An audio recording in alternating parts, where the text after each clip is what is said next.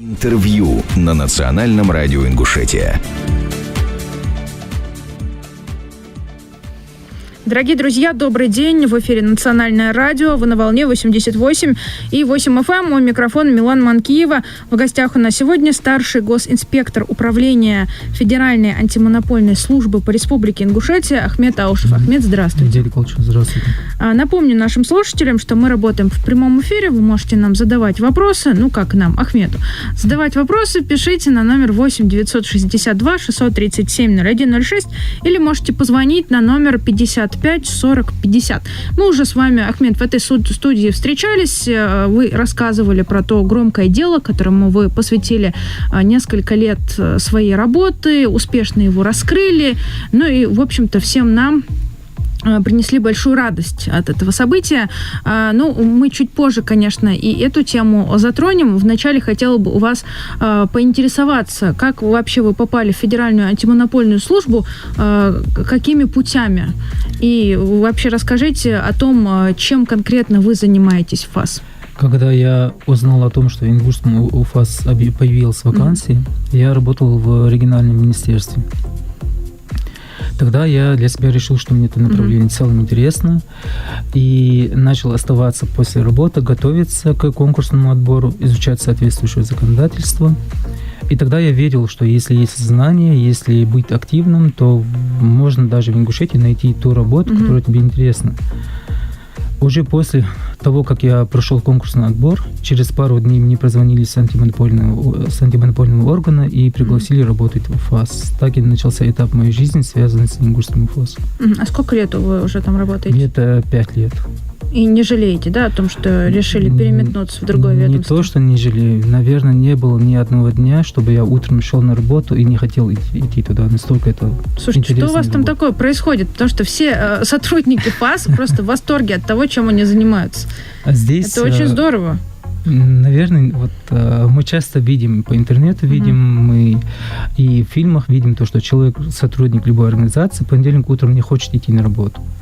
Или же видим, что в пятницу никто не хочет работать, идти поскорее домой. Такое отношение к своей работе, мне кажется, возникает ввиду отсутствия мотивации у таких людей. У нас есть несколько факторов, которые нас мотивируют. Первый фактор – это наш коллектив, наш руководитель. К примеру, у нас работа, она довольно такая объемная и большая нагрузка у нас на работе. При этом при таких обстоятельствах очень важно не перегорать. У нас наше руководство ставит такую задачу, чтобы мы, с одной стороны выполняли текущую работу, рассматривали жалобы, рассматривали обращения, всякие отчеты, письма. И параллельно, чтобы у нас были свои какие-то дела, которые не решить в течение одного дня, недели, а которые требуют месяцами серьезного подхода, и которые на самом деле вызывают интерес. Это как решить задачу. Первая мотивация в этом, то, что работа сама, она очень интересная. Второй фактор, который нас мотивирует, это то, что мы знаем, как защита конкуренции благоприятно влияет на качество жизни людей. И мы, находясь там, в антимонопольной службе, напрямую влияем на качество людей. То есть бывает такое, что мы сегодня принимаем решение, и через пару дней видим, что данные торги, ввиду того, что мы выдали предписание, мы среагировали, прошли с понижением. И экономия бюджетных средств, которая возникла ввиду понижения на торгах, это понижение, оно государство направляет на другие цели. То есть дополнительно может быть возникнуть какие-то товары, которые не были бы на данном рынке. В целом это очень благоприятно влияет. При таких факторах очень интересно работать. Мне кажется, мало кто задумывается над тем, что плоды его деятельности доставляют удовольствие и радость жителям, что сейчас я пойду, что-нибудь важное такое сделаю, и всем будет от этого хорошо. Обычно, как вы ранее заметили, люди ненавидят свою работу, утром просыпаются от будильника, заставляют себя видеть этот коллектив, опять эти люди, опять эти рутинные проблемы, дела, надоело уже. А вы, учитывая огромный объем работы, который возложен на ваши плечи, все-таки у вас достаточно небольшой коллектив, но вы громкие дела и такие крупные расследования проводите. Мне кажется, все-таки, наверное, хороший коллектив, он в первую очередь помогает тебе чувствовать себя расслабленно и не чувствовать себя на работе, где из-под палки приходится какие-то неинтересные дела вершить. Вот о том, как вы туда попали, мы уже поняли. Давайте вы расскажете о том, какие дела, помимо того крупного дела, куда вы специально выезжали с сотрудниками УФАС, разбирались, долгое время трудились над этим, какие еще интересные дела вы раскрыли за время своей деятельности, работы? Дел на самом деле достаточно, про эти дела можно говорить много, но вот то, что первое на ум приходит, у нас сейчас пандемия коронавируса, у нас сейчас тяжелые времена, поэтому я думаю, что данное дело будет актуальным. В прошлом году было возбуждено дело в отношении одного из медицинских учреждений и хозяйствующего субъекта. Материал дела было установлено, что они, прикрываясь пандемией, то, что необходимо срочно для нужд вот этих больных, которые находятся в этих учреждениях, в срочном порядке без проведения торгов необходимо заключить контракт. Потому что они это обосновывают тем, что на проведение торгов времени нет. Однако, как установлено в целом в практике антимонопольной службы, никогда сговор не направлен на максимальное обеспечение, добросовестного обеспечения нужд государства. Сговор всегда направлен на максимальное извлечение для себя личной выгоды. Тогда бы он не был бы сговором. Конечно, конечно. И вот в данном случае, по факту, указанный сговор, к чему он приводит? К тому, что государство, данная больница говорит о том, что в срочном порядке необходимо заключить контракт, потом проходит и 50 дней, и 100 дней, и 171 дня проходит, и в итоге государственный контракт исполняется с серьезной просрочкой. Пеня не выставлена, РМП информация не направлена, и куча другой информации, которая указывает на то, что это не случайность, не случайное нарушение, а то, что медучреждение и хозяйствующий субъект находились в сговоре между собой. И печальным в этом ситуации является то, что больные, ради которых вот это оборудование покупалось, все это время были вынуждены обращаться в другие клиники, в том числе на частной основе, пытаясь найти, где бы этот снимок сделать. Было выявлено нарушение статьи 16 Закона о защите конкуренции, и лица привлечены к ответственности. Это то дело, о котором мы ранее говорили, да? Медицинская организация, это МедСПБ, ортопед-ПРЭМ. Или это другое? Это другое дело. Это другое. В общем-то, оно было похоже на то громкое дело, которым вы 2 года занимались. Оно похоже тем, что это фактически один рынок поставки медизделий, но там статьи разные. По тому крупному делу была статья 11 «Сговор» при участии 2 хозяйствующих субъектов на торгах. В нашем случае это антиконкурентное заключение в этом случае между заказчиком, между больницей и участниками торгов. Там они торги не провели, точнее участников и участниками вот этих хозяйствующих субъектов. В данном случае они торги не провели, без торгов заключили прямой контракт. Много разных. А вы занимаетесь сговором картелей именно в медицинской сфере, насколько я понимаю? Или не только в медицинской? Не только в медицинской сфере, просто данное направление интересно, поэтому. А так, чаще всего сговор бывает выявлен именно в медицинской сфере, на поставку лекарств, на поставку медизделия. И также бывает много сговоров при осуществлении строительных работ. Вот что касается сферы медицины, все-таки это, наверное, наиболее актуальная сейчас сфера, и это та сфера, на которую обращены взоры многих людей, потому что, опять же, пандемия, все новые штаммы, коечный фонд увеличивается и так далее. С начала пандемии увеличилось количество этих сговоров? Все-таки спрос на медицинские изделия возрос? Мне кажется, даже глупо это отрицать. На моей практике, именно в Ингушском УФАС, мне кажется, что да, возрос. А насколько сложно раскрывать эти сговоры? Сговор – это очень сложно доказуемое дело. Дело в чем? Если, к примеру, согласно 44-му закону, заказчик обязан провести торги, если оно предусмотрено законом. Если не провел торги, то ты нарушил требования 44-го закона. То есть есть закон, и есть факт того, что ты нарушил закон, и очень легко привлечь к ответственности за нарушение иных законов. Но, к примеру, в рамках антимонопольного дела необходимо установить мотив, то есть ответить на вопрос, а почему это сделано, а на что это повлияло. То есть уже необходимо, во-первых, очень много запросов сделать, очень много информации получить и доказать. На самом деле антимонопольное дело очень трудно доказывать. Угу. А как-то предотвратить сговор можно? Есть какие-то инструменты? Конечно, есть профилактика в этом направлении. Во-первых, то, что ранее, к примеру, ранее, там, в 16-х годах, 15-х годах, тогда большинство торгов, они проходили на бумажном виде, где-то внутри организации они проходили, и непонятно было, что там происходит за пределы вот того, что мы видим. Сейчас, последние года, торги проходят в электронном виде.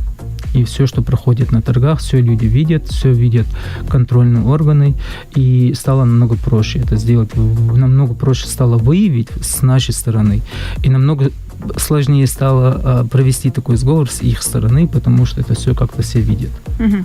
Нет, ну просто почему я спрашивала, насколько сложно выявить этот сговор, потому что сколько торгов каждый день по всей стране, и как бы даже штата сотрудников не хватит, даже если вы целый день будете этими торгами заниматься, велик шанс, что вы пропустите, что-то упустите из виду. Конечно, конечно.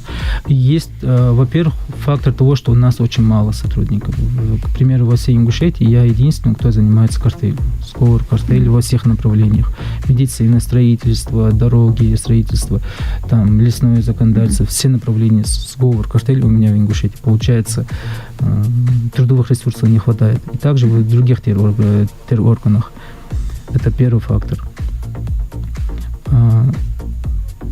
А вот сами участники обращаются с жалобами, что вот те или иные торги нечестно проходят, я вроде как самый лучший претендент, выбрали другого. Очень хороший вопрос. У нас также основной проблемой является то, что у нас порой не хватает заявителей. То есть есть дела, в которых которые мы можем рассмотреть отсутствие заявителей. К примеру, вот дело, которое мы сейчас только что говорили в отношении больницы и хозяйствующего субъекта. У нас не было фактически, там был заявитель, но такого рода дело, оно может быть расследовано и без заявителей. А есть у нас направление, где для того, чтобы среагировать контрольному органу, необходимо наличие заявлений, необходимо наличие лиц, чьи права и интересы ущемлены. Вот, к сожалению, когда порой бывает так, что люди знают, что закон нарушается, но никто не жалуется.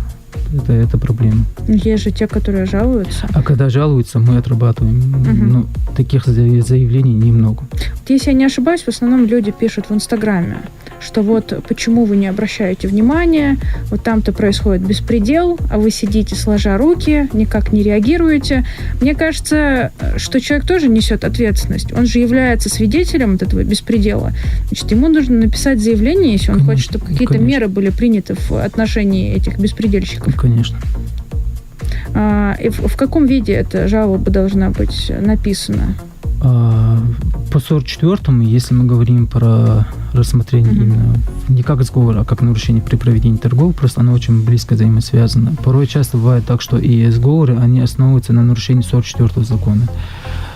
Там часто поступают жалобы, и что должно быть в составе жалобы, предусмотрено статьей 106 44 закона. Антимонопольном законодательстве есть тоже некоторые требования к заявлениям. Нужно просто взять закон, почитать в этой части. Угу. То есть я почему этот вопрос задаю? Потому что многие люди, как-то им бывает, согласитесь, именно проживающие в нашей республике, там он мой родственник, он там мой сосед, мой друг и так далее, и не пишут, хотят анонимные жалобы. Анонимные жалобы ведь не рассматриваются. Анонимные нами не рассматриваются.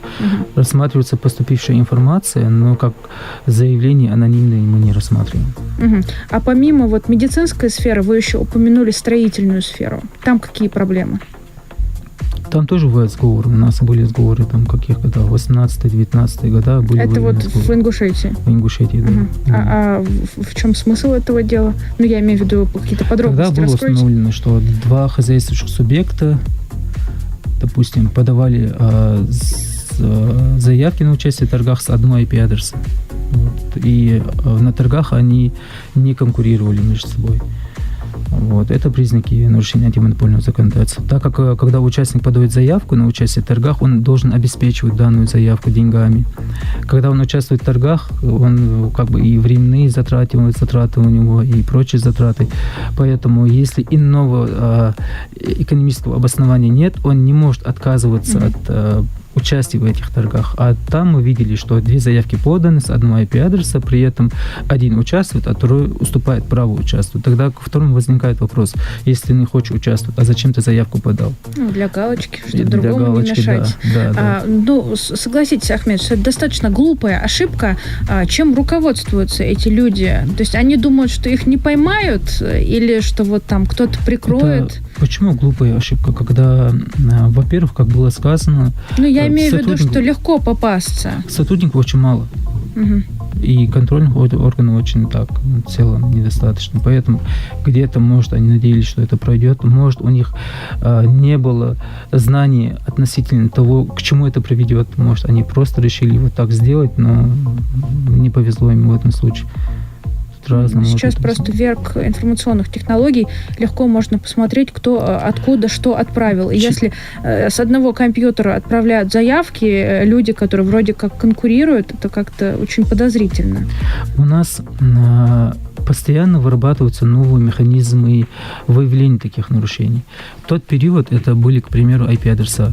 Сегодня мы направляем запросы абсолютно в разные учреждения. То есть участник торгов, когда он находится в сговоре, он порой не знает все полномочия антимонопольного органа, не знает, откуда это может выявиться. То есть сегодня, мы приняли решение на основании совпадения IP-адресов, он завтра, к примеру, захочет еще раз участвовать, он уйдет от IP-адреса, но он попадется на чем-то другом. К примеру, он зайдет со своего компьютера на электронную почту. И с этого же компьютера заходит на электронную почту конкурент. Причем одно время в одном и том же месте. Но они являются конкурентами. Тогда к ним вопрос: если вы являетесь конкурентом, а с чего это вы на своей почте заходили с одного места в одном и том же, допустим, одно и то же время? Тем более порой бывает, что этот IP-адрес это даже не общественный IP-адрес, а частный, где-то физлицо, где-то в горах. Вопрос: каким образом могут быть такие совпадения? То есть участник, если он планирует противоправное действие, он не может учесть все обстоятельства, каким образом может быть выявлено данное нарушение. Вы знаете, мне кажется, возвращаясь к той теме, что люди редко жалуются и редко обращаются с просьбами в ФАС, мне кажется, это по той причине происходит, что люди не понимают, какую конкретно им пользу принесет эта жалоба. То есть как ваша работа отражается на их благополучии, или неблагополучии. Может быть, вы расскажете об этом, вкратце. Когда, просто я один пример приведу, у нас было совещание в Краснодаре, тогда у нас руководитель управления по борьбе с картелями был Тенишев Андрей Петрович. И он нам такой интересный пример рассказал тогда на совещании в Краснодаре, что ОНФ, это организация, которая общественная организация, Народный фронт. Да, Народный фронт. У них был какой-то, то ли еще какой-то другой организация, точно не помню, у них был анализ самых худших дорог в России. А у антимонопольного органа был анализ регионов, где больше всего выявлено дорожных картелей. И удивительно было то обстоятельство, 100% совпадение. 10 худших регионов, где больше всего выявлено сговоров, и 10 худших регионов, где худшие дороги, 100% совпадение. То есть я к чему говорю? Это нарушение, которое, если кто-то находится в сговоре и плохим, и мы думаем, это же наш родственник. На самом деле этот родственник, он наносит нам ущерб всем. И своим родственникам он наносит ущерб в целом нашей республике. Абсолютно с вами согласна. Главное уловить эту взаимосвязь, что если кто-то нарушает закон, это влияет на абсолютно каждого человека, проживающего в этом регионе. Ахмед, спасибо вам большое. У нас не осталось времени, несколько минут всего лишь. Огромное спасибо за участие в эфире. Спасибо. Удачи вам, успехов. Приходите почаще к нам в гости, ну и рассказывайте о том, какие дела вы вершите в ФАСе. Я напомню нашим радиослушателям, что в гостях у нас сегодня был Ахмет Аушев, старший госинспектор Управления Федеральной антимонопольной службы по Республике Ингушетия. Всего доброго, до новых встреч.